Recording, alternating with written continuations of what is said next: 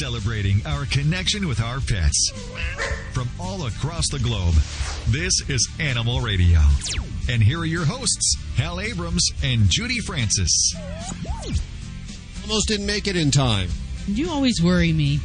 Always push it to the last minute. Well, I'm making it in time for this week's show because I'll tell you, hottie Sheena Easton is joining us this weekend. I used to be a big fan of hers back in the 80s, yes. She is a big-time cat lover. Joining us later, also your calls for veterinarian Dr. Debbie White, 1-866-405-8405, as well as Vlade, the world-famous Russian dog wizard. He is back. This is his brand new home, Animal Radio. Hey, Vlade, how you doing? I'm doing wonderful. Yes, I am broadcasting to you from my studio with David Staub, which is my producer. And we are together in the Bully Dog Studio in Beverly Hills, Michigan. And today, I'm going to tell to my American friends how so many of you people make your dogs to become more aggressive and don't even know that. You're making your dogs be aggressive unconsciously toward the people or toward the dogs. Really, what the people are doing to causing their pets to go nuts. Well, you will find out soon here. So stick around, please, with Vlade, exclusively for Animal Radio. 1-866-405-8405. Who's this? This is Rosie in Los Angeles, California. Hi, Rosie. How are you doing? I'm fine. Listening on Coast 103.5, I imagine. Yes, sir. Oh, please don't call me sir. That's my dad. Oh, I'm sorry. Okay. That's just Hal. Yeah, what can we do for you? I had a question. I have a slight problem with my cat. Around springtime, he tends to attack birds, and he tears their heads off and chews on them, and then later on he becomes sick and he vomits the head. But just the whole process of him doing that, I don't know how to stop him. Wow, is he bringing you gifts? Does he think they're gifts? Yes, they always wind up on my porch. Lizards, mice. The birds I feel really bad for, though. Sure. Because they usually are baby birds. You know, he catches those. Yeah, Judy, you have the same problem because you have actually Nike, the studio cat, that brings you all kinds bugs and all kinds of things as a gift. You know, they mean well, don't they? Yeah. Is there any way that you could keep your cat inside, or is he an outdoor cat? Is he an outdoor cat? He is pretty much an outdoor cat. He does come in the evenings, and he sleeps with me, but during the day, he insists upon being outside. Do you have bird feeders, anything that are bringing the birds to your house? I have trees. I have lovely fruit trees, and they just love to nest in them, and just they're everywhere. I get hummingbirds and the little sparrows, and I get the little finches, and I get your common wren, you know. Ah, beautiful. It sounds wonderful. It is, but I feel so bad. It's nature. What is his name? Is it a he? It is a he. He has been fixed, and his name is Soot. Soot. How did he get the name Soot? He's an all-black cat. Okay. And he just reminded us of the ashes that come out of the fireplace when we clean it. You know, just black and... And now I'm thinking all black, and I'm trying to think what a collar might look like on, because, of course, if you put a bell or something that makes a little noise around his neck, the birds will know before he even gets there. Guess what? We have tried that 3 times, and I don't know how, but he manages to wiggle his way out of each and every one, and we have no idea where it is.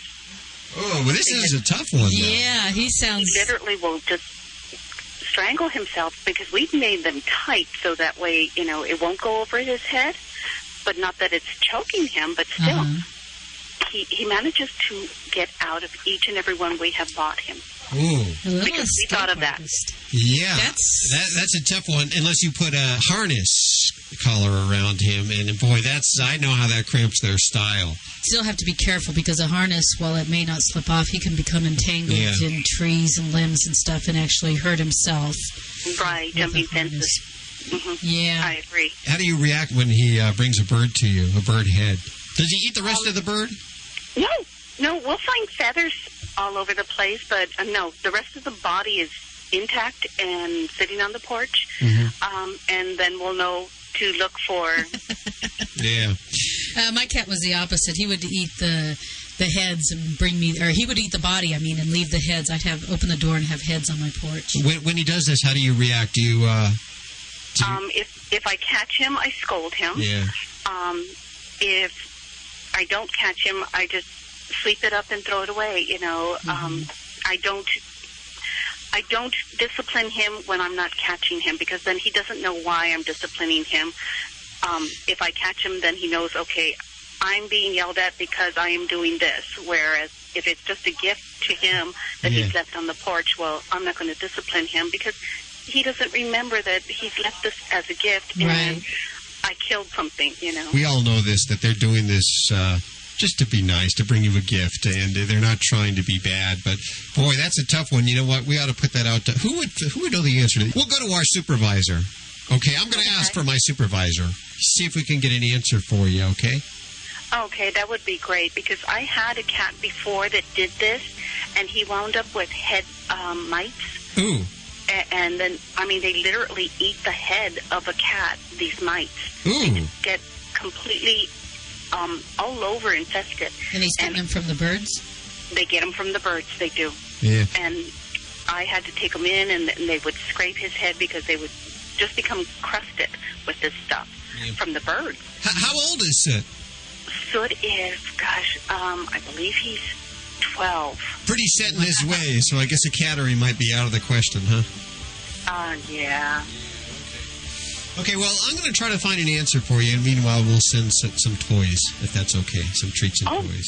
That would be wonderful. Okay. I'm sure he would play with those, too. Okay, hold on, Rosie. Okay, 1 second. Great. Thanks for listening to Animal Radio. Always. Hold Sunday mornings, you're there. You're awesome. Do you know who Richard Pryor is? Do you Richard Pryor knows who the Vladi is? Not anymore, probably. Richard Pryor's passed. He passed a couple of years ago. Very funny comedian. Okay. His wife is rescuing many, many animals. And she's going to be on the show in a few minutes. Oh, that's great. And we'll be celebrating the comedy. He was big into animals, Richard Pryor. He loved animals. Dogs, too. And elephants and tigers. And a lot of people didn't know that about him. Didn't realize it.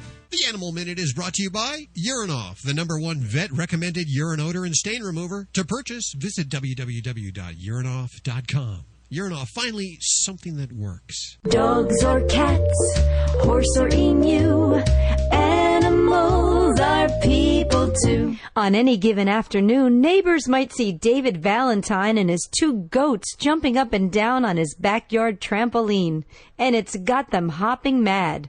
12-year-old David has lots of animals: dogs, cats, guinea pigs, rabbits, a turtle, a parrot, and a gerbil. But it's the trampoline jumping goats that seem to help him manage his attention deficit hyperactivity disorder. David's family is now fighting the neighbors and the town zoning law in court.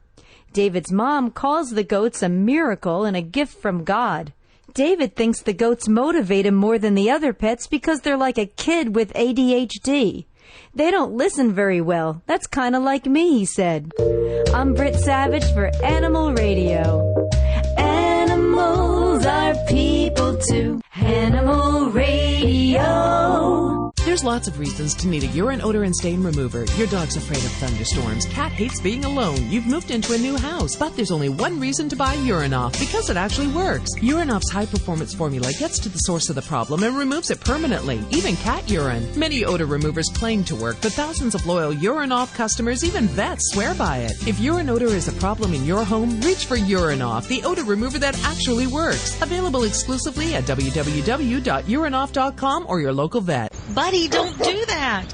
Don't worry, lots of dogs eat grass. Didn't you hear? Dogs can get worm infections from eggs and larvae in the grass. Those parasites can even infect humans. I know. That's why I give my dog Safeguard K9 Dewormer twice a year. It's a safe and easy way to eliminate and prevent the major intestinal worms that infect dogs, and to protect my family against infection. Where can I find out more? Just visit www.safeguard.com. That's SAFE-GUARD.com. Hey, you want to keep a secret from your dog? It's the new fish sticks from Canine Caviar. They're good for your dog's teeth, gums, and also his achy joints. And fish sticks from Canine Caviar are 100% natural, completely digestible, and contain no chemical preservatives, additives, or fillers, and they're low in calories. But don't tell your dog that. All they care about is that they taste good. Get your dog fish sticks at caninecaviar.com. That's www.caninecaviar.com.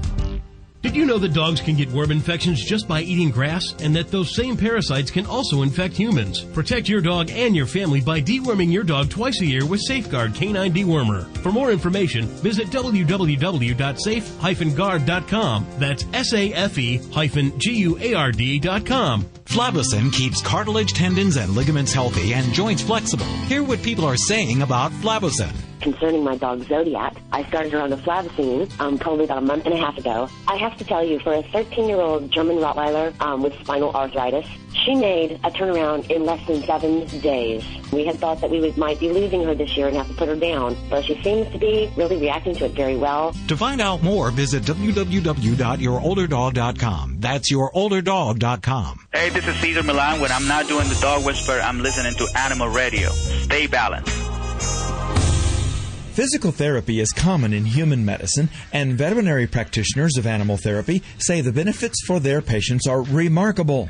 Dramatic advances in veterinary diagnostics and surgery demand rehabilitation therapy to help contribute to the post-operative success. Also, there's more participation in competitive sports, where animals can be injured and need a high level of care and rehabilitation. We see injuries such as torn ligaments in the knee, osteoarthritis caused by extreme stress on joints, as well as repetitive trauma injuries in some of our athletes. Physical therapy and rehabilitation can really help these animals recover and perform better. Another reason for PT and pets may hit a bit closer to home. The average age of our dogs and cats is increasing, and the benefit from age-related problems like arthritis, neurological conditions, and obesity can be dramatic. In fact, the response has been so favorable that physical therapy, when prescribed by a veterinarian, is even covered by pet health insurance. I'm Dr. Jim Humphreys reporting for Animal Radio. This is Animal Radio Network.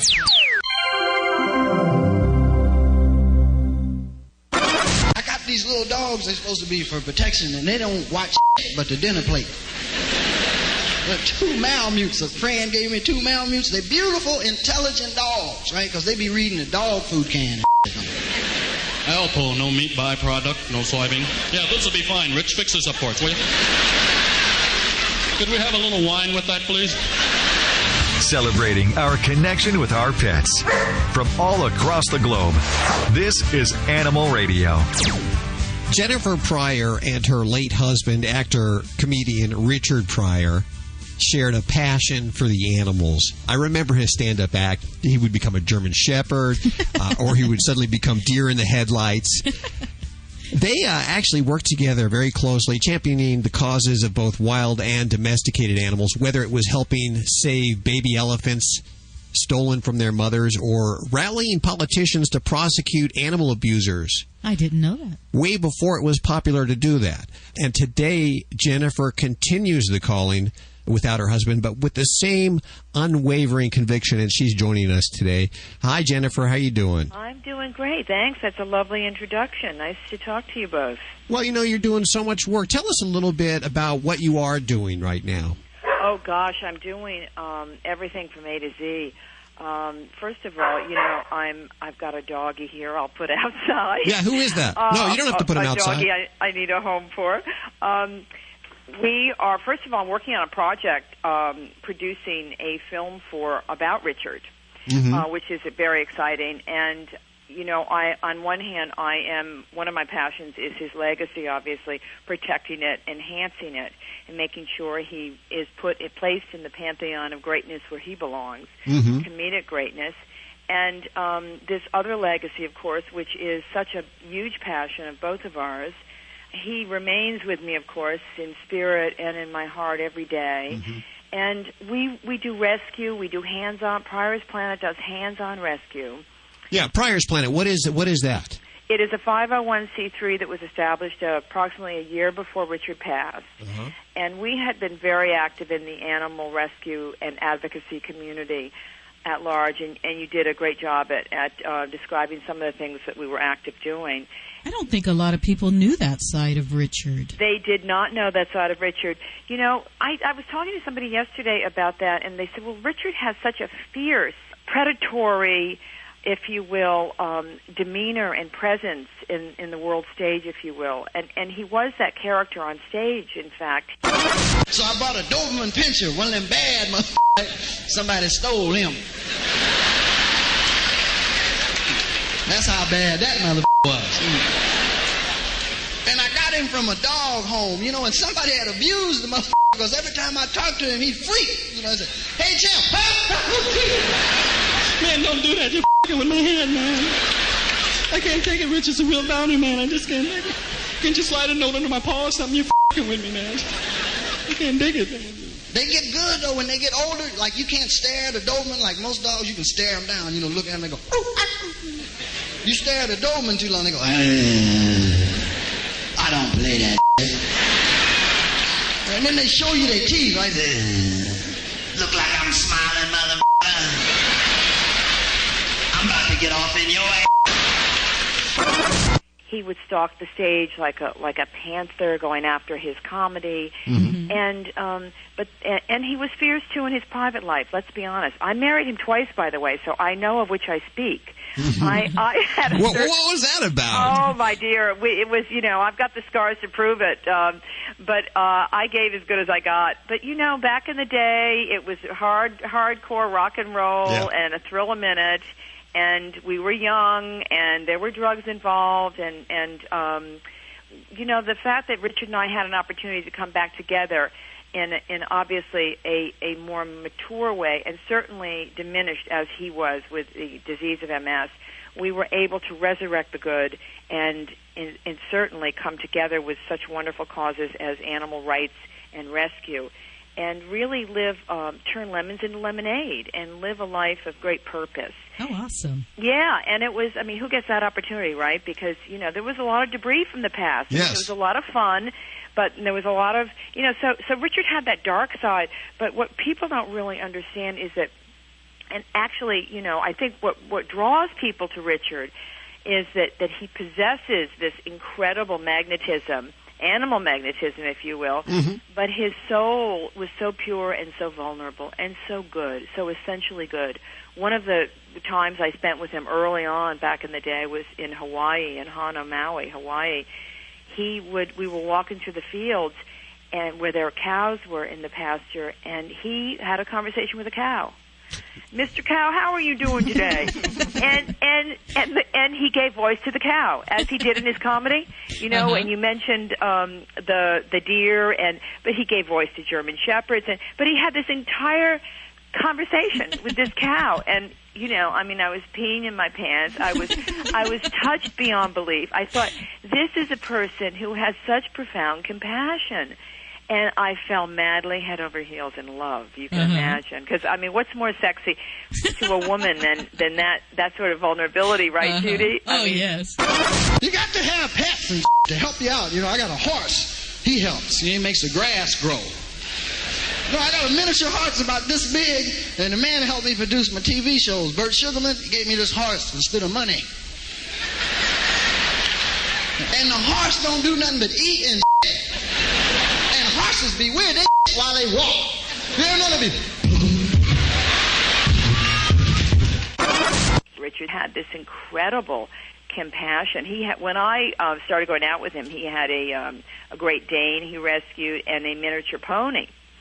And so he really had an affinity with animals. And we went to Africa together, and he got out of the car. That's a true story. He got out of the car with the lions. Wow. Tell us about that. I boxed his ears for it, but I mean, I couldn't believe it. I'm like, oh, here we go. And one of the lions reached toward him and stretched as if to say, just one step closer, you fool. And Richard ran back to the car, you know, but he was so proud. And you know, that he was able to do that, and it was magnificent. And I think that nowadays anybody who doesn't have a connection with animals like that, I mean, not necessarily like that, but any kind of connection with animals, I just can't be around them.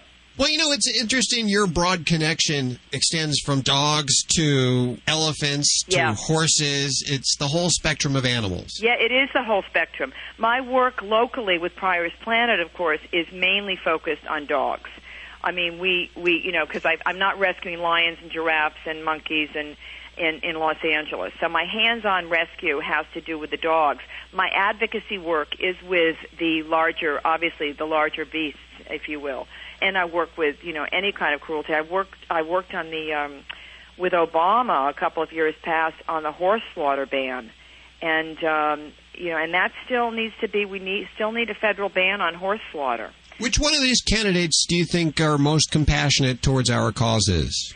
I got to tell you, I'm for Hillary. I'm a Hillary gal here. What do you think Richard would have thought about the candidates? I think he obviously would have loved both of them, as we both do. I mean, we've got this amazing race going on, right? Mm-hmm. I mean, the woman in the black, this is incredible. It's history. the first time in history, right? And, I think he would have probably told Hillary to put on a dress or two. And I think he probably would have, I think, Obama wrote me a lovely note when Richard passed, and I think Richard really probably would have gone for Obama, I have to say. And Obama's a good man. He's a great man.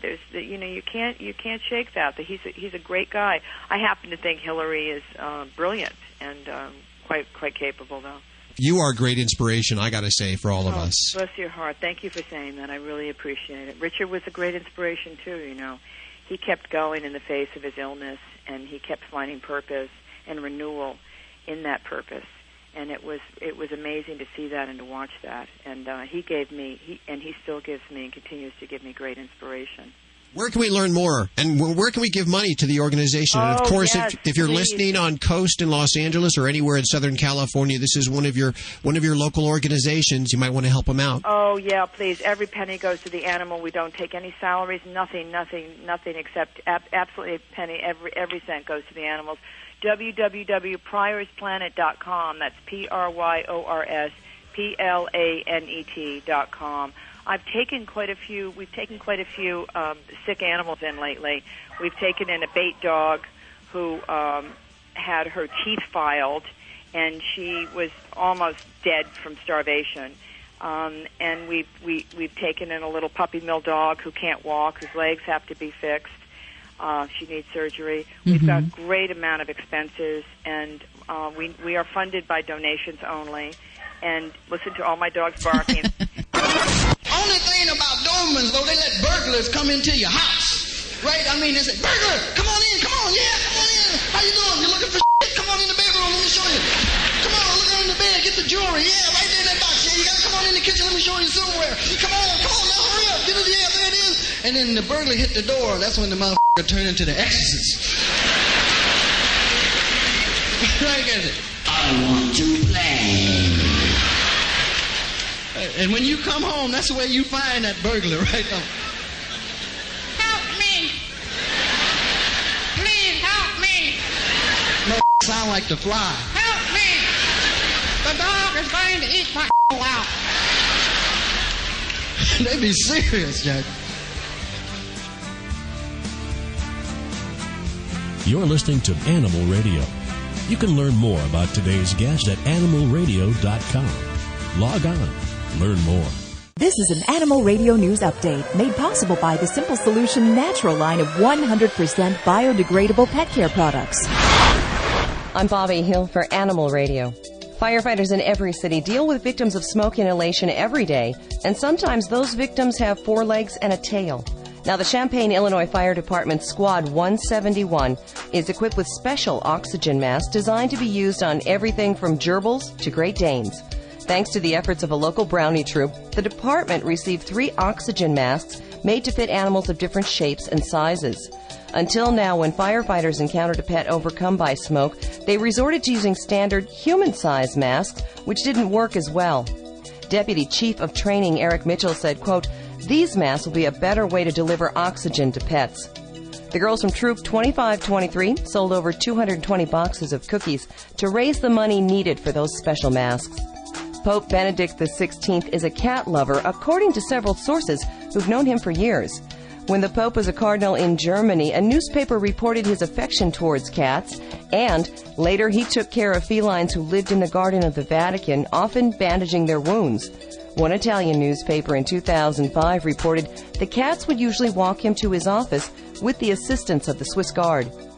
In fact, his former neighbor, a cat named Chico, has written an authorized biography about the Pope. Pope Benedict isn't the first pope to fancy cats. In the 15th century, Pope Paul II had his cats treated by his personal physician. In the early 1800s, Pope Leo XII raised a cat in the pleat of his cassock.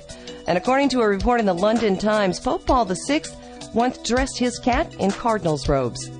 I'm Bobby Hill for Animal Radio. Get more breaking animal news at animalradio.com. This has been an Animal Radio News Update brought to you by the Simple Solution Natural line of 100% biodegradable pet care products. Get more at animalradio.com.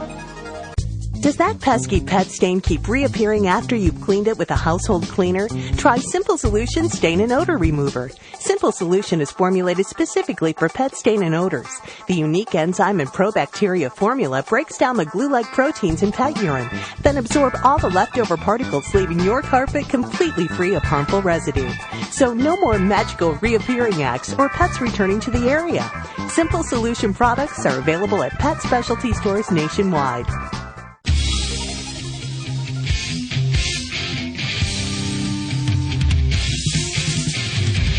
It's Animal Radio, 1-866-405-8405. We welcome back Vlade, the world-famous Russian dog wizard. 1, 2, 3, 4, 5, testing. We are broadcasting to you in Beverly Hills, Michigan. How are you hearing me? Beverly Hills. I know, I keep thinking, wow. Beverly Hills. Michigan. Beverly Hills is a prestigious part of the Michigan. Yeah, we call it 48025. I don't know what it is. That's a zip code, like 90210. But that's nice. That's nice. I mean, David's basement, 5 times more even than my home, back in the 70s. Vladdy's in the Oralex foam crate. David, are you a rich guy? Yeah. Did you choose to live in Michigan, David? I was born in Detroit. Okay. That explains it. So, have you followed the Kilpatrick stuff? What's Kilpatrick stuff? He's the mayor of Detroit. No, what's going on with him? What's he doing? Is he in? They uncovered a lot of text scandals and an affair with one of his workers and all this. Why Americans so much? I mean, why are you so nosy about who slept with someone or something? Who cares? Bill Clinton could sleep with someone and still be a good president. That's right. You don't want to see me, Judy, be president. I will take advantage of that situation. So you wouldn't make a good president, Vlade, would you? I would be. You'd be a dictator? I think I would be. I think I would be right Democrat, I would think. I would be staying very strong on the family issues. Okay, let's work. Okay. 1-866-405-8405. Hi, who's this? My name is Ariel. Hi, Ariel. What a pretty name. Thank you. Where are you calling from? I'm calling from Mission Viejo. Mission Viejo, California. You are on with the world-famous Russian dog wizard. Hello, Ariel. Hi. Yes, I can make those miracles. Go ahead, Ariel. Okay. I have a mini dachshund named Scooby, and when people come to the door, he won't let anybody in without patting them down first, but it's bothering anybody that comes to the door, friends that want to come in. I try to explain to the people to let him smell them, and he'll let them in or not, but they just kick him to the side, and then he'll bite them in the ankles. Is this a nature thing, or do I need to correct the dog or the people? I love that what you said. Like one of my clients also asking, do I have to divorce my dog or husband? Okay. So, let me tell you what I know about your breed and dachshund. So basically, this is what it is. Somebody knocking your door. Boom, boom, boom, boom. And your dog is barking like... And after that, you're opening the door. The dog is barking, and staying back and barking. And people telling, hey, how how are you? But try to impose their attention. He doesn't want to come to them. And when the people wants to leave him alone, he follows them around and try to snap them by the ankles. Am I right? Exactly. You know, because I train hundreds of them, and I know exactly what that breed does. Now, it's not because it's bad, I gotta tell you, but you know what? That's what they do, and because they like to sniff the weakness to show the strength. They're like terrorists, like little terrorists. They're using the weapon of fear. They like to take advantage of situation, and they're like some men. You know, the more you give them, the more they want to get away with them. Exactly. So, as with any man, you have to trust them, but have a leash ready. What I would suggest you to do, put the leash on your dog, little short leash, maybe 6 foot. Have with you shaking can ready, like a shaking can, you know, pop can, with some coins. Yeah, or the better off, go to the bicycle store and buy CO2 tire inflator. Okay. Make sure every time when your dog barks, something must happen. Momentarily move forward, make the sound, and push the button on that compressed air or whatever it is, tire inflator. That sound comes from that inflator will be like a snake, like psss. That's a great idea. And he will just backs off and say, wow, as you say, good boy. And after that, tell the people, please ignore my dog. Don't momentarily kneel down and try to cuddling or talk to them. And after that, keep complaining why he's biting you. It's like giving to alcoholic $10 for boost in the morning, and after keep complaining why he's puking on your table. Ariel, you like my analogies? I really do. I have a bunch of friends that are alcoholics, too. Thank you so much. And so you can use the same for SO2 in his mouth, too. So that'll work. I think that'll work well. Thank you for calling us. For your insight. Thank you. Bye. 1-866-405-8405 is the world-famous Russian dog wizard, Vladi. Greetings and salutations on Animal Radio. It's Vinny Penn, your party animal. I want to take a few minutes of your time here to talk about something that I've spotted in my neck of the woods in recent days. My neck of the woods being Connecticut. Actually, where I see this is right before you enter New York, and it's an enormous billboard that I think has been up since before Easter. And basically, it has a picture of the most adorable little bunny rabbit you've ever seen in your life, and it has the words, "We're not just Easter presents. We're a lifelong commitment." Now, the only thing missing is a billboard about 100 feet after that one with the word "duh" written on it. What idiot parents out there are bringing a bunny home for their little girl or their little boy for Easter morning and regarding it as no different than a goldfish? Give it a name. Treat it like you would a toy. If it happens to die, we'll bury it in the backyard and have a really touching ceremony that we'll film on the camcorder and we'll watch at your wedding. Oh, look, this is when Dad eulogized Hugo, my beautiful pet rabbit that I stopped playing with 3 days after Easter. Isn't it a given not to give a living creature flippantly to a little child? Never mind the fact that rabbits aren't the easiest pet to maintain in the first place. I mean, you can't just put them on a wheel like you would a hamster. There's a certain diet there. You don't know how many people I know who've done this, and within a week of having this brand new adorable bunny in the backyard, they throw it in a cardboard box in the backyard and are shocked when a fox has eaten it overnight. Nothing like an 11-year-old girl coming out to see her brand new bunny and screaming in horror to find it chewed up, chomped up, spit out, few bones left in the box. Parents have to start using their heads and realizing what is an appropriate gift and what isn't. A Furby is an appropriate Easter gift, not a bunny. But the fact of the matter is the store shouldn't be selling these in the first place. You shouldn't be able to look in the newspaper and say bunnies for sale. Unless the word play is before it and the number to call has a name attached that reads Hugh Hefner, Everybody should know not to do. Who's the blame on? The blame is on the parents, and the blame is on the seller. Feel free to give a call in. Am I wrong?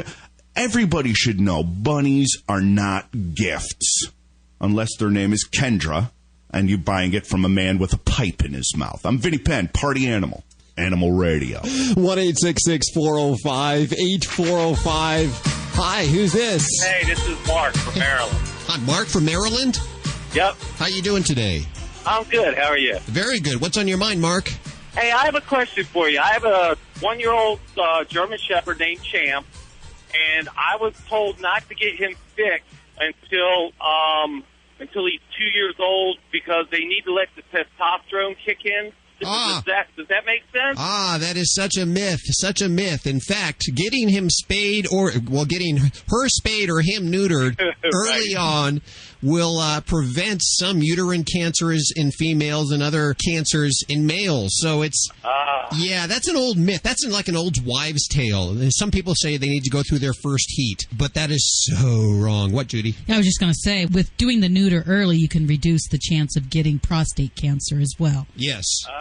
Well, I was told that he wouldn't grow because he's a small German Shepherd. They said that he wouldn't kick in till full growth until he actually starts going through his physical changes. So you didn't do anything until he was 2. A lot of people say you should do it early, but between 4 and 6 months, is that correct, Judy? 4 and 6 months is about when you should do it on a dog. Oh, boy, I missed that by a lot. It's not too late. No, it isn't. Go get that done. Go get that done. Thank you. I appreciate that. Thanks for calling in, Mark. 1-866-405-8405. Hi, this is Wendy Malick on Animal Radio. And do not forget, spay and neuter. Did you know that dogs can get worm infections just from eating grass, and that those same parasites can also infect humans? Ew, gross. Thank goodness there's a safe and easy way to eliminate and prevent the major worms that infect dogs. Safeguard K9 Dewormer. Just sprinkle it on your dog's food twice a year. And that's it? Yep. For more information, visit www.safe-guard.com. That's SAFE-GUARD.com. It's the best way I know to protect my dog and my family against intestinal worm infections. Flavocin keeps cartilage, tendons, and ligaments healthy and joints flexible. Hear what people are saying about Flavocin. Concerning my dog Zodiac, I started her on the Flavocin probably about a month and a half ago. I have to tell you, for a 13-year-old German Rottweiler with spinal arthritis, she made a turnaround in less than 7 days. We had thought that we might be losing her this year and have to put her down, but she seems to be really reacting to it very well. To find out more, visit www.yourolderdog.com. That's yourolderdog.com. Hey, you want to keep a secret from your dog? It's the new fish sticks from K9 Caviar. They're good for your dog's teeth, gums, and also his achy joints. And fish sticks from K9 Caviar are 100% natural, completely digestible, and contain no chemical preservatives, additives, or fillers, and they're low in calories. But don't tell your dog that. All they care about is that they taste good. Get your dog fish sticks at K9Caviar.com. That's www.K9Caviar.com. Celebrating our connection with our pets. From all across the globe, this is Animal Radio. And here are your hosts, Hal Abrams and Judy Francis. We oftentimes get emails with your questions, your voice at animalradio.com. And we answer all of our emails. We got one from Jessica. Hope you don't mind, Jessica. We're actually going to answer this on air. She says, "Help, my cat smells so bad." Uh-oh. I swear, she poops like 10 times a day, and it smells like rotten eggs or something really nasty. I was wondering if there was a way to stop it or reduce the odor. Should I change her food? Is she sick? Please let me know any and everything I can do to get rid of the smell. If you can't help me, please let me know who can.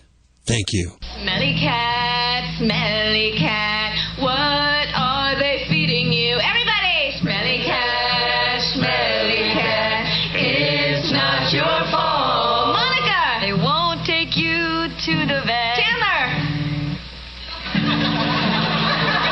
Obviously not their favorite pet. Joey! May not be a bed of roses. Rachel! You're not friend to those with noses. Smelly cat, it's not your fault. Okay, I have some answers for you, Shannon. If she's pooping this much and it's this smelly, there's a possibility that she has, there's many various ailments, pancreatic insufficiency, food allergies, parasites like worms, protozoa. They can all cause smelly stool and often cause diarrhea. So as I always say, Judy, what's the first thing she should do? She's got to go to the vet. You have to. I wish, Shannon, that you could hold your cat up to the radio and we could see what was wrong. But your vet's going to have to figure that out. And, there's the possibility that it's probably something pretty simple. All she needs is a better diet, higher quality food. Because Judy, those grocery store brands, they're what the top ingredient is, corn. Corn, and, cats are carnivores. They can't digest that stuff very well. The more a food is digested before it hits the intestines, the less the stool is going to smell. So check it out with your vet and see if he or she thinks you need a better diet for your cat. If you have any questions, don't forget to email us at yourvoice@animalradio.com. You're listening to Animal Radio. You can learn more about today's guest at animalradio.com. Log on. Learn more.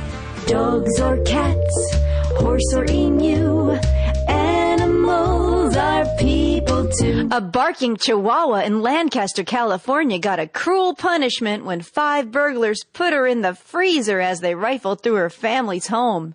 Roxy, the tiny Chihuahua, is fine now, but she could have easily died. Her owner, Kimberly Holzer, was at work when neighbors called the police after seeing men jumping over her fence. Luckily, the suspects were caught a short time later. Holzer, who's pregnant with twins and whose Air Force husband is in Afghanistan, quickly called her mother to check on Roxy. Police searched everywhere and couldn't find her until one deputy had a hunch to check a large freezer next to the living room. Inside, they found a near-frozen Chihuahua and rushed her to the vet, who gave her a clean bill of health. The suspects were booked on suspicion of animal cruelty, burglary, and receiving stolen property. Holzer is happy to have her little dog back, saying, "Everything in my house, whatever's damaged, whatever's lost, is stupid replaceable stuff." But she's not.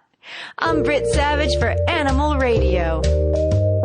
Animals are people too. Animal Radio. Hello, this is Loretta Swit, and I'm on Animal Radio. And please don't forget to spay and neuter.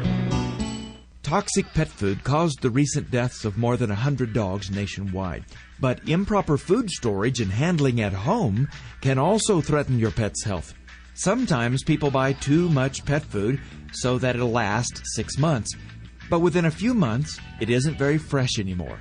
And some of the vitamins and nutrients are starting to break down over time. A better strategy is to buy only enough that lasts about 2 to 4 weeks.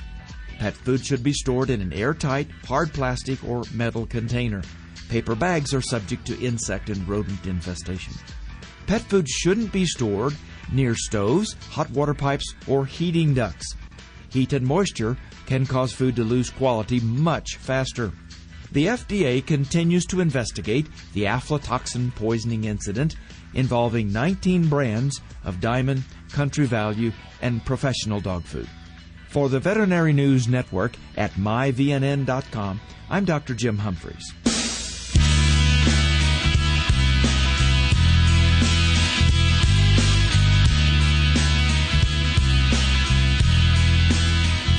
And welcome back. It's Animal Radio. 1-866-405-8405. The world-famous Russian dog wizard Vlade joining us. Got a question for you, Vlade.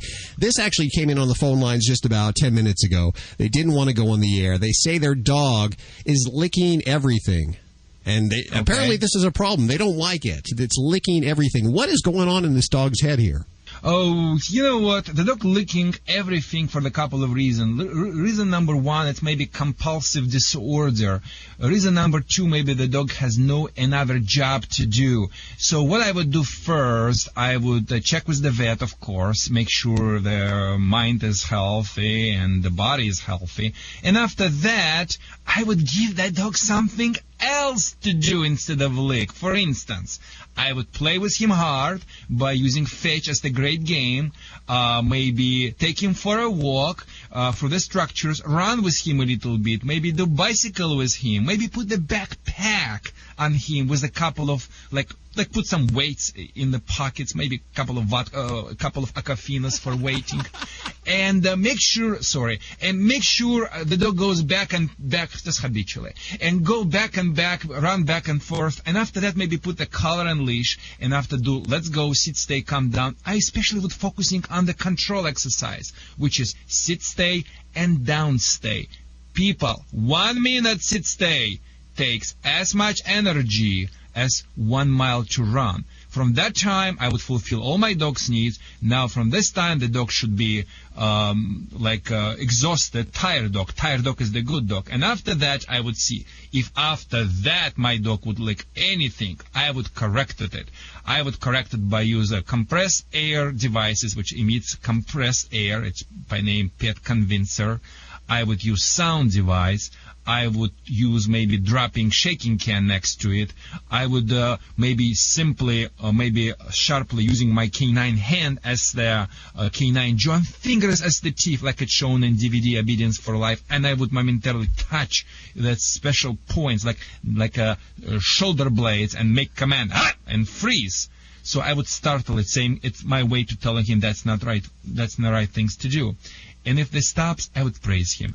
And I would do 3-4 times. If he licks, I correct. If he doesn't, I praise. That's what my approach would be. You win 3 consecutive battles, and you will win the war. But you should win 3 consecutive battles, people. Not 2 out of the 3. You will never be done with that. And take any disobedience as the personal insult. That is so important. Okay, 1-866-405-8405. Hi, who's this?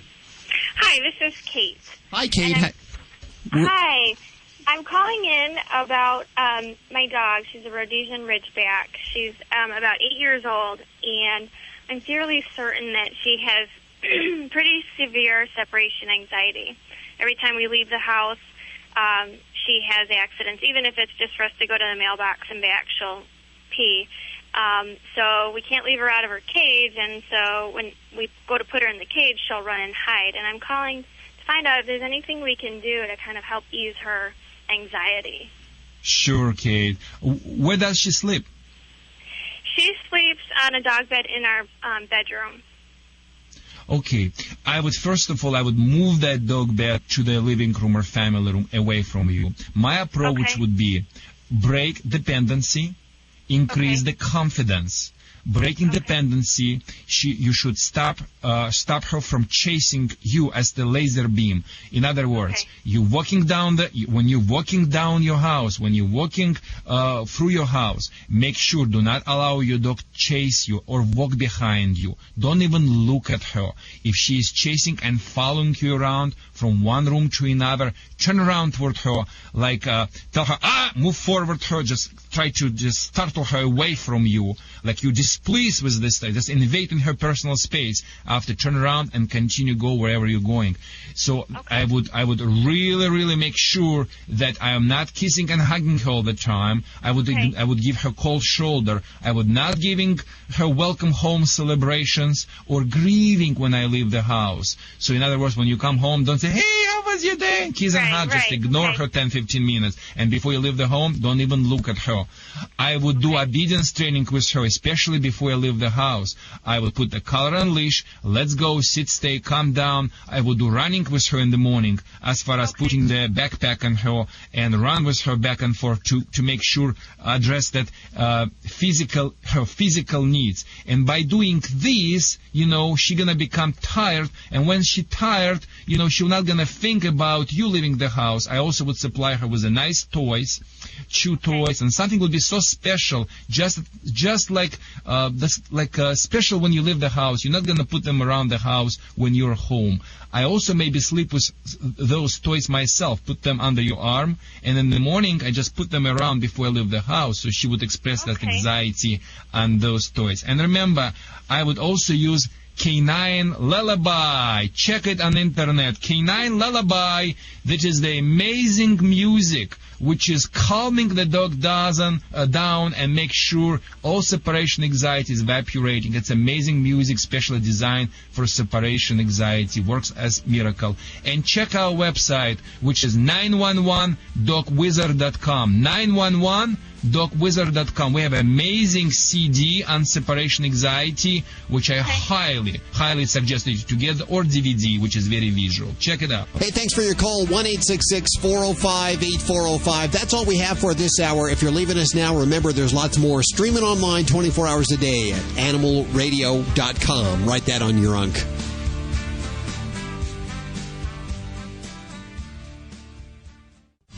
Celebrating our connection with our pets.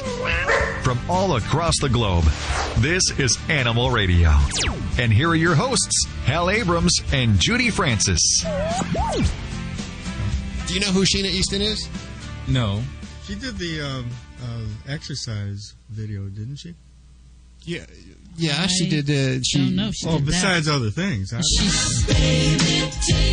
I cannot believe you can be politically incorrect. In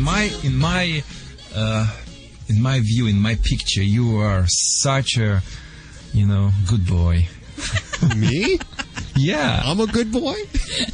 Yeah, I don't know what you just said. I could not picturize it. It's not like this. Coming up, we have Sheena Easton. She's going to be joining us, and she had. Do you even like cats, Vlade? I mean, would you be seen with a cat? You know what? I'm neutral to them. Of course, I'm animal lovers. Whatever animal is, I love them. But most the pets which I love are the dogs. Cat is the great pet, especially when some dogs will need more exercise. I always suggest them get the cat. I give up. 1-866-405-8405. Who's this? My name is Donna Sears. I'm calling from Pittsburgh, Pennsylvania. Very good. Listening on WEDO, I imagine. I am just delighted to have found your show today. Absolutely delighted. What can we help you with today? I have a 17-year-old Lhasa Apso who absolutely has been in pristine health. He has dry eye and he has cataracts, so he's not seeing as well as normal. Okay. On the beginning of December, even though I have pillows strategically placed so he can't get behind or stuck in anywhere, he was stuck behind the toilet in the bathroom. Oh, no. For about 2 hours, and he must have fought like a wild man to get himself out of there, which he couldn't do.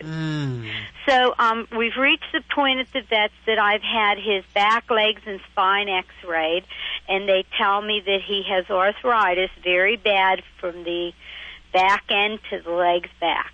Other than that, forward, the vet says he's in perfect condition. How's he feeling? He's eating, he's drinking, he's a strong boy. He was the pick of the litter. He's 26 pounds and not overweight. He wants to walk. He tries for 3 hours sometimes till he just is so tired he just can't go on anymore until he takes a rest, and then here we go again. What's his name? His name is Shanghai. Shanghai. What an appropriate name. Well, here's the deal. We've done a little bit of research here. In fact, Judy's looking it up right now. She's going to give you some information on making Shanghai a little more mobile. I would be delighted. I would even like to know if there is somewhere perhaps even the wheels with the back end, or it's almost like a doggy wheelchair. What did you find out, Judy? There's a website called handicappets.com. Good friend of ours, by the way. Yes, and he's got all kinds of information on holistic treatment and things you can do to make your pet comfortable. And he also has a variety of different types of carts.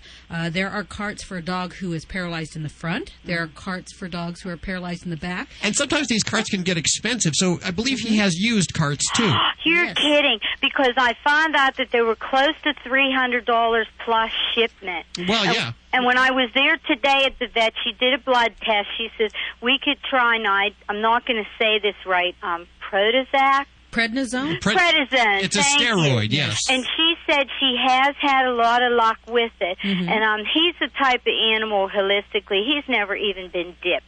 because I was concerned about later in life problems with his liver or, Prednisone is not holistic, though. It is I know. a steroid. I'd like to give you the name of 2 holistic veterinarians in Pennsylvania that will do phone consultations with you. We'll give you those numbers off the air. Okay. Oh, I'll be delighted. And we'll also send Shanghai some goodies, too, okay?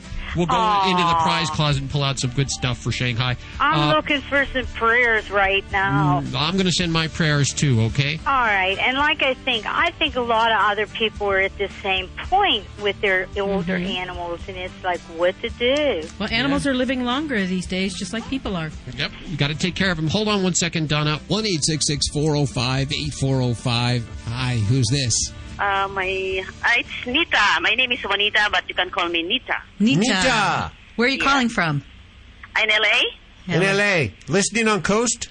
Yeah. What is your question? Yeah, this is regarding my dog. He's almost 4 years old. When she meet another dog or a small dog, big dog, she gets crazy and she's so excited, Uh-huh. And oh my God, it's terrible. I don't know what to do. What, he gets all excited when he sees other dogs? Yes. I don't know if she's gonna fight or I don't know. Well, what do you mean you don't know if they're gonna fight? I don't know if she's gonna fight because she's so excited. Oh my God, it's killing me, and I don't know what to do. Then so what do you do right now? What do you do right now? Do you hold on to him? Yeah, when I walk every morning, I try to hold, and then I just use the choker. And she's listening, but I have a stick with me. I have a stick with me. A stick? Yeah, because I'm not going to hit her, But because I can't hold her because it's a big dog. Yeah. Well, what's her name? Lucky. Lucky. Okay. Well, what do you think about Lucky, Judy? Is Lucky an only dog? Yeah, that is my second dog. She's my second dog. But you don't have any other dogs right now, just Lucky? Yeah, my other dog died, and then actually Lucky is a homeless dog, 6 months old when we got her. Well, you know what? I think Lucky is actually lonely. Oh, yeah? Dogs are pack animals. They like to be around their own kind, and they love to be a part of a group. And if Lucky is not around other dogs at all during the day, when Lucky sees a dog, she goes crazy. Oh, yeah? What you need to do is to socialize her with other dogs. I don't know if you have any friends that can bring their dogs over and let her play with it, or if you can take her to a dog park where she can be around other dogs. And I think the more you expose her to other dogs, she will get used to it and won't be so excited when she knows she's going to be around other dogs. It's like, could you imagine if like, for instance, you were never around a guy, and then all of a sudden you saw a guy and how excited you got? Oh, my God. Yeah. Yeah, it would be sort of like that. Yeah. Make sure whenever you bring her around another dog, you have her on a leash and have control, because you don't know what she's going to do. Or the other dog. Yes. Oh, she used to play with my neighbors. The thing is, when she had an accident, it was a year ago. What kind of accident? Yeah, she hit by a car. Oh, no. With her 2 front legs. Uh-huh. Oh. So she almost lost her legs. So that's the reason why that I just, don't let her, go out with another dog. I'm so just careful right now. Well, you want to make sure that you have her on a leash and the other dog is on a leash, and let them slowly approach each other, let them sniff each other, and she just may be very happy just to be around another dog and to spend time. But make sure, just make sure you have her on a leash and under control, because you don't know how she's going to react. And if they growl at each other or start baring their teeth, then you want to back off and separate them. So make sure the other dog's on a leash too. Oh, yeah. Yes, that's true. Because when I walk to the hill and there's a small dog, my God, she's so upset with that small dog. And the small dog too is so upset. I don't know. That's why. Well, we wish you the best of luck, and you know what we're going to do? We're going to send you, we're going to send Lucky a special package of dog toys and dog stuff, okay? Oh, thank you. Hold on a second. Global Pet Finder is the world's first GPS location device for pets. Simply attach Global Pet Finder to your pet's collar and you can monitor your dog's location 24/7. Use our geofence feature or simply dial FOUND from your wireless device, and every 3 minutes Global Pet Finder will send you a message with your pet's exact location. For more information, visit us at www.globalpetfinder.com and find peace of mind today. Hi, I'm Jay Moore, and as a sports fan, I can tell you there's nothing quite better than spending a day in the park playing catch with a beautiful lady. Like Shirley, my dog. Listen, adopt a pet. They are the most loyal companions you will ever have. Visit pets911.com or call 1-888-PETS-911. Hooray! For more information, go to pets911.com. Proud to be a partner of Animal Radio. Fido Friendly Magazine. Perhaps you can do without it, but for kibble's sake, think of your dog. At last, a voice for us traveling canines. Until now, few have taken mobile pooches seriously. After all, who appreciates warm shelter and a comfy bed more than a dog? Fido Friendly, the travel magazine for you and your dog. A quarterly guide to Fido-friendly accommodations in the United States and Canada. Because if Fido ain't happy, ain't nobody happy. Subscribe at FidoFriendly.com. Your dog will thank you. Woof. Geniflora for pets. A safe and effective probiotic formula for your furry four-legged family member. Geniflora for pets. Helps control yeast and candida, strengthen the immune system, improve digestion, regulate bowel movements. Give your pet the gift of good health. Geniflora for pets. For more information, call toll-free 1-800-498-6640. That's 1-800-498-6640 for Geniflora. Hi, this is Nancy Cartwright, the voice of Bart Simpson, and you're listening to Animal Radio. Don't have a cow, man.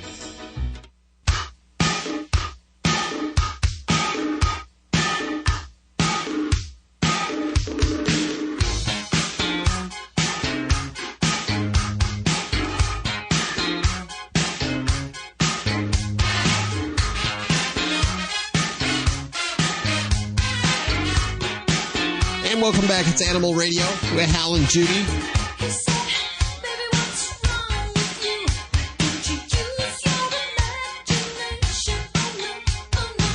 I'm pretty happy. We have pop diva Sheena Easton on the phone with us. Hi, Sheena. Hi, how are you? Very well. How are you doing? I'm doing good. Ow, my cat just attacked me. Uh-oh. Which one? Oh, this is Yodi. Or Yoda's her formal name. Ow, Yodi. We have 6 of them. Wow. Wow. And 2 dogs. And they all get along? Well, there's 2 groups. There's the original gangsters, the 2 originals, and then there's the 4 sort of newbies, and we have to do a rotation system where the first 2 get run of the house, and then the other 4. Luckily, the house is big enough to accommodate that, but they're all rescue cats. And we had 2 of them, and then, of course, the kids talked me into getting another cat. So why not? We brought home from one of those no-kill shelters. We went in, going to get a cute little kitten, and there was this black cat in the cage, curled up in a fetal position, not interested, and the lady said that she'd been stuck in there for 7 months. And, so we said, that's our cat. So we took her home, and I noticed right away she was shaking her head, so she had ear issues. And we took her to the vet, and she got an operation the next day to get a polyp out of her ear. Wow. And now she's a happy cat. She's a big fat thing that she's just doing real good. But so when I took her back to the vet to get her ear checked, at the vet, somebody had dumped off a mom and kittens, and of course, I took the mom and the 2 kittens home. So I went in with 1 and came home with 4, so that gives us 6. Isn't that the way it always happens? Yeah, it's never it does. intentional. It does, but they're so great. Now, do you spoil them? Oh, please. Yeah. What do you think is the most spoiled thing you do for them?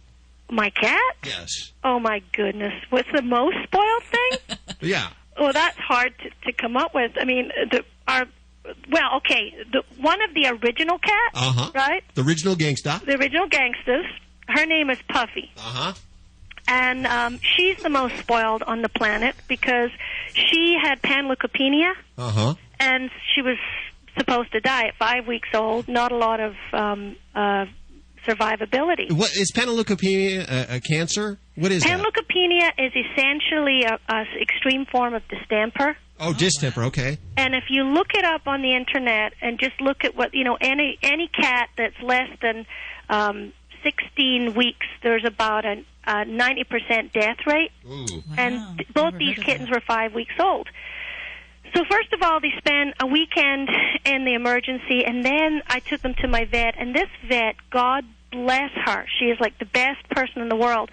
She took my babies home with her. Wow. So that she could set her alarm and get up every hour to squirt, this food down their throat to keep them on a drip. Wow. And she kept them alive through the worst phase of it, and they survived. But this cat, the long story short, once she's had some problems. She's got a little bit of brain damage issues, and she's also a peer. Uh-oh. And so I've removed every piece of carpet. I've removed everything you can think of from downstairs. She sprays all over? She will just look at you and sit down and pee right in front of you. I know those type. Like, how you doing? I'm just having a little time out here. And so we're, you know how like your grandma will put the plastic covers on the couch and stuff? We have to put plastic covers on the couch.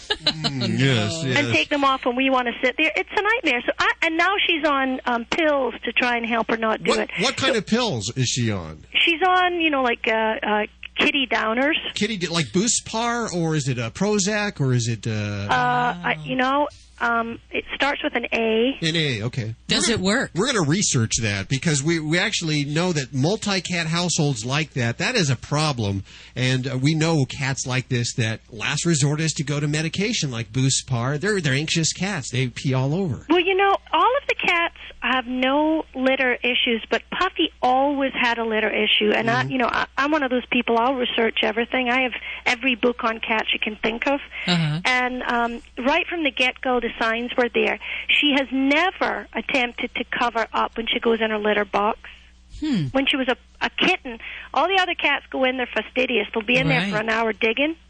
She just goes in, she leaves her business, and she walks away. She's never, and they say in all the books, that can sort of indicate issues down the line. Yes. And before any of the other cats came along, she had issues where she would go outside of the box. So I don't think that it's the classic marking the territory thing. Right. And, everybody says, I don't know how you put up with it. But I look in her eyes, and what am I going to do? She's my baby. Absolutely. Yes. You're not going to get rid of her. No. You that's that. her spoiled thing. The whole family revolves around Puffy issues. Make sure your bedroom doors are shut. I get those big couple of gallon things. I go around and I spray as soon as I notice anything. So there's no odors whatsoever in the house because I'm like fastidious about keeping it clean. But the main thing is just, you know what? We've got wood and tile floors now downstairs. Plus, I have those little diffusers that you plug into the sockets that put the pheromone stuff in the air. Comfort zone. Feel away. I do it all. I do it all. I've got it all. I mean, if it's been out there, I'll try voodoo. I'll stick pins in something if it need be. I'll get a little doll. How did the dogs get along with all of this? My dogs love the cats. Really? Yeah. No, I grew up where I always had dog and cat households, and I'd say most times, unless you've got a dog that you just know isn't going to take to cats, my dogs love them. The cats climb all over them. They play with them. They do this thing where they chase each other around the house. No, they get along great. Oh, that's good. Have you heard of Kyle Orant? He's an 8-year-old kid who sold lemonade, the last few summers, and he made $20,000. By selling lemonade? By selling lemonade. Did you ever sell lemonade as a kid? No, but my daughter Skylar has a lemonade stand. We're near a golf course, and she goes up where the golfers go across the street. Oh, yes. Smart. And, sometimes she'll clear $100 on a Saturday, but $20,000, man, what is he selling? What is he putting in the lemonade? That's what I want to know. Well, here's the deal. He gave all of that $20,000 didn't keep a penny for himself. He gave that all to Canine Companions for Independence, which is an organization that hooks handicapped humans up with dogs. Well, that is a wonderful thing to do. What a great kid. And we actually called him a couple of weeks ago, and I said, what do you want to do next? He said, well, I want to auction off collars, dog collars, signed by celebrities. Mm-hmm. So I told him every celebrity we get on the phone, we get them to hopefully autograph one of these collars that he can auction off for eBay and, again, for Canine Companions for Independence. I would be more than happy to do that. We're going to send a few of them your way and also some for your 2 dogs. Okay. Great. And, of course, those come from Bamboo. They're the quick control leashes. They're so awesome, Sheena. You'll love them. You'll probably go out and get a bunch of them. And then I want to mention that you're going to be with En Vogue on May 31st through June 3rd is the festival in Salt Lake City, but you're going to be there on the 1st. The 1st. Concert starts at about 7:30 p.m. You're going to be there with En Vogue. Are you excited about that? Of course I'm excited. That's my my second love after my family is my performing, and I love to get out there and do a live show. It's just the best feeling in the world. Have you played with En Vogue before? I don't believe I have. I've done many different festivals. They might have been on the bill, but I don't remember, to be honest. Oh, and then you're going to be in Los Angeles if you're listening on either K-Big or Coast. You'll be in Cerritos, the Cerritos Performing Arts Center, September 29th. Boy, you're keeping active here, aren't you? Yeah, I go out about 2 weekends a month and do various shows, so yeah. That sounds like it's paced just right. It is. You know, I have 2 kids. I have one who's nearly 13 and one who's 11, and when they were real little, you know, you could pack them up in the suitcase and take them wherever you were going, because kids don't care. A hotel room's the same as a bedroom to them. They just want to be with their mom. And then when it got to where they were starting school, I changed my lifestyle to where so that's how I actually moved to Las Vegas. I was working here at home in a show, and I didn't have to leave the house until they were going to bed. And so I would go to work for a couple of hours and be home and get them up in the morning and so on. And now I've managed to pare it down to just 2 weekends a month. I get on a plane for an overnight thing and go do a show, and I'm a mom full-time the rest of the time. You're able to see the animals instead of, we speak to a lot of people who they can't have animals. They can't have dogs because they're traveling so much. Yeah, and, the other thing I want to stress is people who think that, cats are self-maintaining creatures. You put down a dish of water and a dish of food, and you leave the house, and the cat's happy. Cats show their depression, their happiness. They get real upset when you're gone. And the other thing I would urge is anybody who is getting an animal, get them in pairs.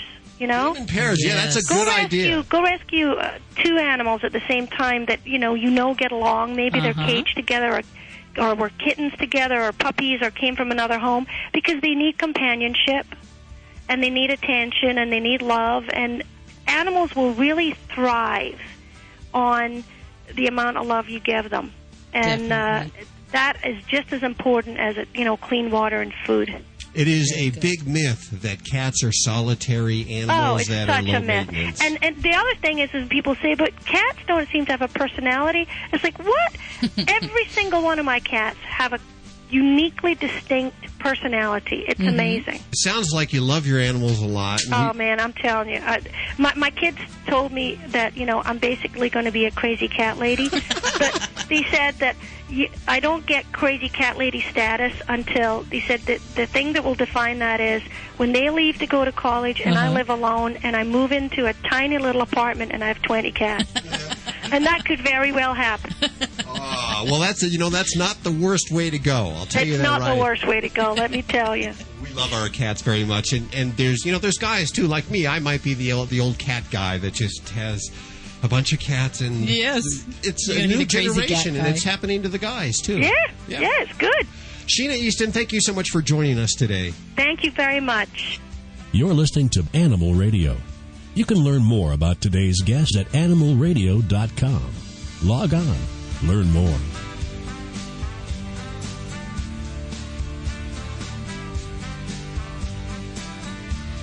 Hi, this is David Fry on Animal Radio. I want you to think about this. It's much more important what we learn from our dogs than what we teach them. blood, bone, DNA. We share these physical components with animals. We also have another thing in common. Every creature has a mom. Probably the most famous mother and child story is of Demeter and Persephone. In the ancient Greek myth, Persephone is out picking violets when Hades, lord of the underworld, suddenly bursts through the earth to kidnap and anoint her queen of his dark realm. Demeter, who is mother of both Persephone and the earth, is so distraught that when she cannot find her daughter, she causes all crops to wither and die, the rivers to run dry, and the earth to become as broken and parched as her heart. Only when her daughter is finally released does Demeter allow the earth to flourish once again, but at a price. For although Persephone will spend 9 months of each year with her mother, she spends the remaining 3 as queen of the underworld, which is why we have winter and everything hibernates or dies. Demeter is grieving her daughter's absence. If you have ever heard the mournful and haunting cry of mother cows after their calves have been trucked away to be fattened and slaughtered for veal, you understand the heartbreak of Demeter for her Persephone. If you have ever observed a killdeer mother bird pretend she has a broken wing to lure a predator away from her nest, you know the power of that maternal connection. Mockingbird mothers and dads will dive bomb any person or animal that threatens their nest of fledglings. My mom and I recently watched spellbound as a mockingbird and hummingbird exhibited great courage chasing a red-tailed hawk away from a pine tree that held both of their nests. Like human moms who sacrifice careers, sleep, food, and money to ensure their children will thrive and flourish, animal moms do the same. Leopards, lions, black bears, and sloth moms encourage their daughters to carve out a territory of their own from within their home range. Leopard daughters even go back to the den they were born to give birth to their young. Kangaroo rats and red squirrels, whose homes take weeks to build, will amass a bountiful supply of seeds and then pass both home and pantry on to their daughters. Studies of seals in Alaska show that seal pups recognize their mother's call, even after years of separation. In fact, biologists have discovered that each seal has its own distinctive voice. This is true in many other species as well, a finding that strengthens the observation that the bond between mother and child transcends species. It is spring, and Demeter is reunited with her Persephone. Kinship with other creatures takes many forms, including love, appreciation, and connection to moms. Two-footed, four-footed, winged, and finned. On behalf of animals and people everywhere, happy Mother's Day. For Voice of the Animal, this is Rayanne Cumulos. Celebrating our connection with our pets. From all across the globe, this is Animal Radio. Hi, who's this? Hi, this is Angie Handley. Hi, Angie. How you doing? I'm fine. Where are you calling from? I'm calling from Rock Island, Illinois. Rock Island, Illinois. Northern part of Illinois?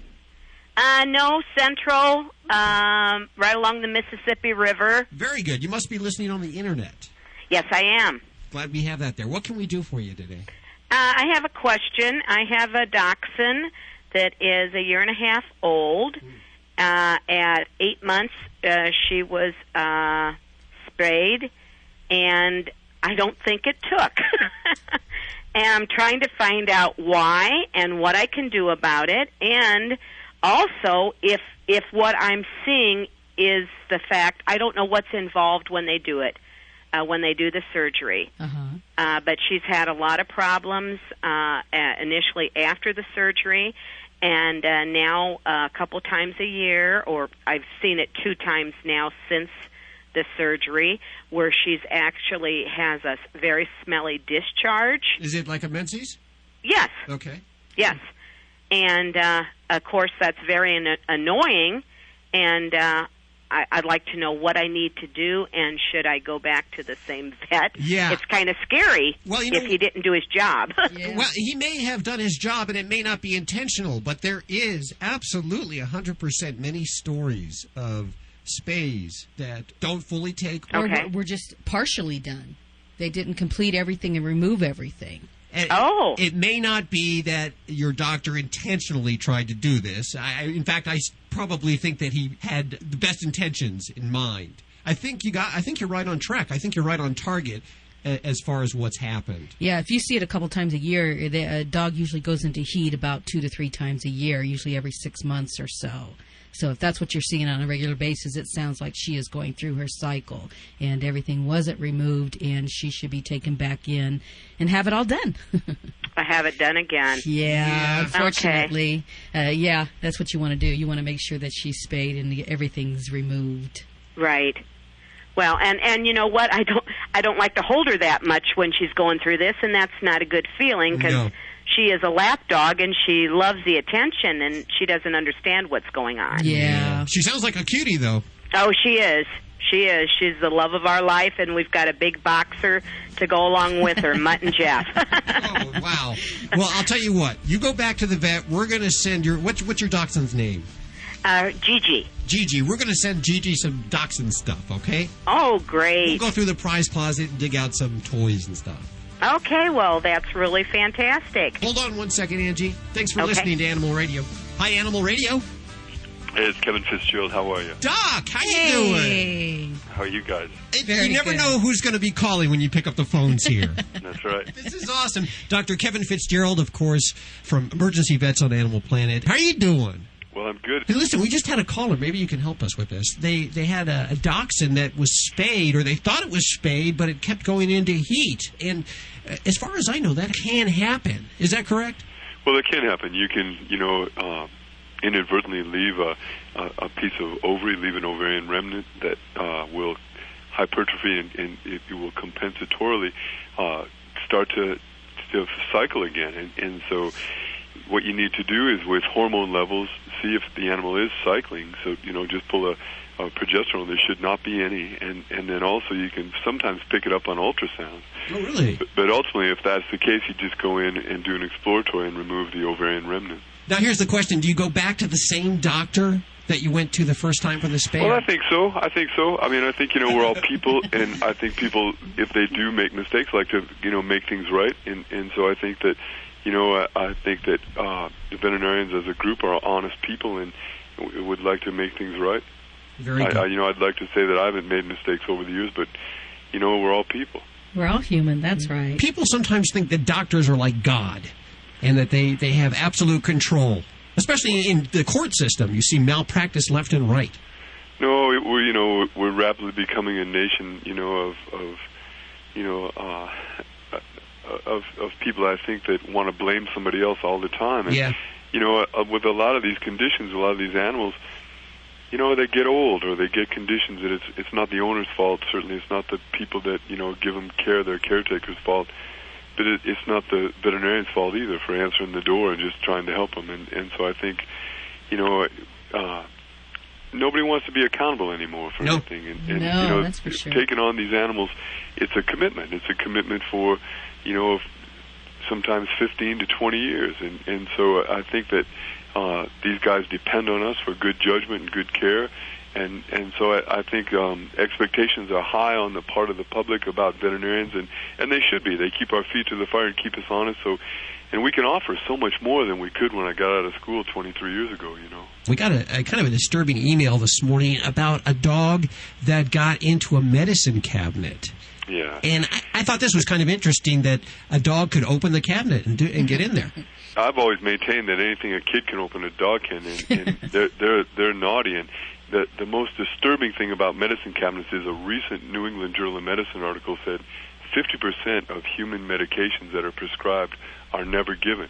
And if you don't think that's true, look at your mother's medicine cabinet. I could look in my medicine cabinet. Yeah, I mean, people have things from the 60s, and so I think that also old medicine should not be put into waste baskets. Dogs think anything in a waste basket is food, and so it should be flushed. And also, medicine should never be kept on a nightstand because they think anything on the nightstand is food, and they can get on the bed and then get over to the nightstand. We're trying to get legislation passed that would make it illegal to flavor medications, medications that are strawberry or chocolate flavored for children. Dogs, they certainly have a sweet tooth, and you know, cats not so much one, but certainly dogs do. And I think to flavor medications is really the wrong direction. Well, there's a whole industry to flavor pet medication. Well, yeah, I think it's a double-edged sword, but you know, with some of these medications that, you know, the animal, if they taste too good, the animal's like, wow, that's great. Yeah. And you know, a lot of this stuff, you know, the right dosage of stuff is effective, but at a higher dosage, the medications can be problems themselves. What is the weirdest thing that you've seen a dog consume? And I'm sure you've seen some weird things. I saw a dog eat a steak knife. A steak knife? You know, and the guy had the juices from the steak all over it, and this big chow swallowed the steak knife, and we couldn't believe it when we took the X-ray. You know, so I think, you know, they have they're gulpers, and they'll swallow things, you know, and you can't believe it. You can't believe it. They swallow coins a lot, and the only thing I tell you about that is that coins have a lot of salt from the oil in people's hands on the coin. But those can be bad too because of zinc in the pennies. Can leach out and cause a zinc toxicity, which causes an anemia and destruction of red blood cells. So you know, I think that we have to be careful about, you know, where we keep these guys and how long they're left alone, and when we do leave them alone, are they in a safe environment? We are with Dr. Kevin Fitzgerald. This is my 17th time with you. It could be. It could very well be. No, it is. Is it really? Yeah. You keep track of this? Yeah. Unbelievable. You have the record here. The bill's on the way. We appreciate you calling in today. No, I appreciate all you do for animals anytime. You take care of yourself. Coming up next, Animal Radio veterinarian Dr. Debbie White answering your questions. 1-866-405-8405. Every year, there are millions of pets in animal shelters across the country just waiting for a loving home. I'm Mike Farrell with a very simple message. If you're thinking of getting a pet, please adopt. To easily locate your closest place to adopt, call Pets 911 toll-free at 1-888-PETS-911. It's easy, it's free, and it gives a pet a second chance at life. Together, we can ensure a better future for our pets. For adoptable pet listings in your community, go to pets911.com. Pets 911, proud to be partnered with Animal Radio. We all know dogs love to go for car rides. Giving water to your dog while you drive, however, can be a problem. The To-Go Bowl by Furry Travelers is the first and only travel water bowl to fit into a car's cup holder. Complete with splash guard and lid, the To-Go Bowl allows your pet to drink whenever he wants. You can find the To-Go Bowl at many local pet stores, websites, and at www.furrytravelers.com. Don't leave home without your To-Go Bowl. Your furry traveler will love you for it. Every once in a while, there comes along a special group of animal lovers that stands strongly in defense of the voiceless. Animal People is that newspaper for people who really care about the animals. Animal People is published 10 times yearly. The publisher is a nonprofit corporation dedicated to exposing the existence of cruelty to animals and to informing and educating you so that animal lovers worldwide can eliminate such cruelty. Your subscription is $24 a year and is 100% tax deductible. Get Animal People's fair and accurate investigative reporting from the industry watchdog. Visit our website at www.animalpeoplenews.org. That's www.animalpeoplenews.org to subscribe to the news for people who care about animals. Animal People. Subscribe today at www.animalpeoplenews.org.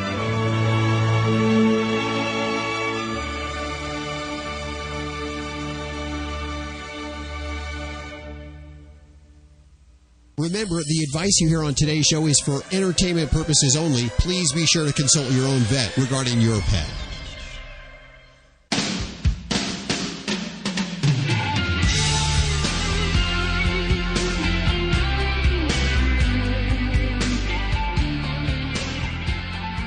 And welcome back to Animal Radio, celebrating our connection with our pets. Hope you're gathered around with your pets right now as we are here in the studio. There's 7 pets in the studio sitting here watching us as we do the show every weekend. 1-866-405-8405 to check in with us. Of course, we have Dr. Debbie White, our very own Animal Radio veterinarian, fielding your questions. Let's go to the phones now. Hi, who's this? This is Christine. Hi, Christine. How you doing? I'm doing well, thank you. Where are you calling? How are you? Very good. Where are you calling from? I am right now in Marathon, Florida. Marathon, Florida. Right now, are you on the move? Are you on the run? Yeah, we're on our sailboat. On your sailboat. Okay, I'm jealous. Well, you are on live with Dr. Debbie White right now from your sailboat. Excellent. I have a question about, we have an Italian Greyhound. She's 7. She's actually suffered, unfortunately, 2 broken front legs in her lifetime. Is there anything I can give her that would make her bones any stronger, like American cheese every day, or something with health? Well, that's another one of those problems in Italian Greyhounds that I've run across. And I've actually had a couple Italian Greyhounds that have had multiple fractures on their front legs. How did she happen to have that injury? The original one was on the sailboat, unfortunately. I was very proud of her learning how to climb the ladder. However, when she jumped down, it wasn't very high because she can jump on our bar stools, which are quite high. But I think it was just the movement on the boat, and she just landed wrong, and that was it. And we were in St. Augustine at the time for New Year's Eve. It was quite a feat. We took her to a really great place in Maitland, and she actually has a titanium plate and 7 screws in it. So she runs around like nothing ever happened. So. Oh, wonderful. And these guys, they definitely are very fragile, so that is not all that uncommon. As far as supplements, my recommendations, I like to make sure that we're feeding a good quality diet and make sure we avoid giving a lot of the types of table scraps. I don't have any particular supplement that I would advise. I myself give my dogs regular old vitamins, pet tabs on a daily basis. Just sticking to good, solid nutrition, I think, is one of the biggest things. And keeping in mind that some breeds, such as your little baby, are definitely a little delicate when it comes to minor injuries. Okay, because someone had mentioned glucosamine, and I didn't know. That's something I should start shaving in her food. Well, that's a very good question, and glucosamine is really useful for a lot of arthritis-related problems, and a lot of pet food manufacturers have actually started adding it to dog foods, but the research really isn't there yet whether or not it has a preventative effect. We really don't have the research out there yet. I don't see anything wrong with diets that have glucosamine, or if a pet has had a previous orthopedic problem or injury, I think that glucosamine can really help keep those joints in the best shape possible. All right. Well, I appreciate all your time. I don't want to take up your time for some other callers. Thank you very much. Christine, we thank you for calling 1-866-405-8405. It's Dr. Debbie White, Animal Radio veterinarian. You're listening to Animal Radio. You can learn more about today's guest at animalradio.com. Log on. Learn more. Celebrating our connection with our pets. From all across the globe, this is Animal Radio. And here are your hosts, Hal Abrams and Judy Francis. You ever wonder if your cat or dog knows what you're going to do before you do it? Well, listen up. Hey, Alex. Hi, Hal. How are you? Doing good. Alex Takaris. Takaris. It's a hard one to pronounce. Takaris. Is that right? Yeah, you basically leave the T off and you're halfway there. Okay. Hey, listen, I wanted to get you on the phone. We've been corresponding via email. Apparently, you're working with somebody to research whether or not dogs can predict whether their owners are coming home. You know, there's a lot of people. I hear this day in and day out. I've had cats that have done that. Really? Right. Cats? Yes. Cats, too? Right, cats, too. You know, what we're really trying to do, it's just one aspect of that special bond that we feel with our animals, be they cats or dogs. And one way to scientifically measure that is to see whether animals can anticipate when their owners are coming home. And there actually has been some research. Some of your listeners may be aware of a gentleman named Rupert Sheldrake who carried out some research and started to establish this. And we wanted to really dig into it and find some great dogs out there that can exhibit this and show it in an experiment. Well, now you're actually looking for dogs for this experiment. You're looking for test subjects. We are dog owner pairs who maybe see that special ability in their dog, you know, and those are the kind of folks we're looking for. Uh-huh. When we first started looking for dogs and went on bulletin boards, and we got some great stories. And if I can, I'll just give you an example of the kind of behavior that people find. We heard from a woman whose husband was a plumber, and he was gone during the day, but would come home at whenever a job was finished. And she said she just knew 10 minutes before he was coming home because their dog would go sit by the door and wait for him and knew that he was coming home. So I think, yes, a routine is definitely something that we know that dogs can pick up on. But a lot of people find that their dogs are not picking up on a routine or not just hearing the car, but are somehow, at least we suspect, able to somehow know that their owners are intending to come home to see them. Is it possible the same kind of signals that animals know before an earthquake is the same kind of thing going on here? I don't know. I mean, that's something interesting to explore. It just hit the news recently that the cat in the retirement home that Oscar, is that the cat who knew when people were about to die. Yeah. I mean, I think the real bottom line is there's a lot of special capabilities that animals have that we haven't fully explored, and that's what we're just trying to help facilitate, help to try and find those animals and then hook them up and match them with competent researchers who are interested in looking at it and provide a little bit of money and funding both for the dog owner, a $1,000 prize if your dog is selected for the experiment, and for the researchers to do the work. Yeah, I had a cat when I was a teenager, when I was in high school, that every day after school it would meet me in the park. How did it know? How did it know? I don't know. Speaking of Oscar, by the way, he has his own radio show now, I understand. It's true. I am. Oscar the Death Cat, huh? Yes, he does. Okay, $1,000 to any dog guardian who's willing to successfully participate in this study. Now, I'm sure right now so many ears across the country are perking up. You're sitting on the couch, a bag of potato chips in your hand, and you know that your dog does that. And you're thinking, $1,000? Wow, I could buy a lot of potato chips. How can I participate in this study, and how are you picking the dogs and the guardians? Right, and hell, that's not even to mention the fame and absolute... research, you know. That's right, furthering of science, and for all eternity be known as the dog that proved this. But we've set up, actually, a special website, dogsthatknow.com. So that's pretty easy for people to follow, dogsthatknow.com.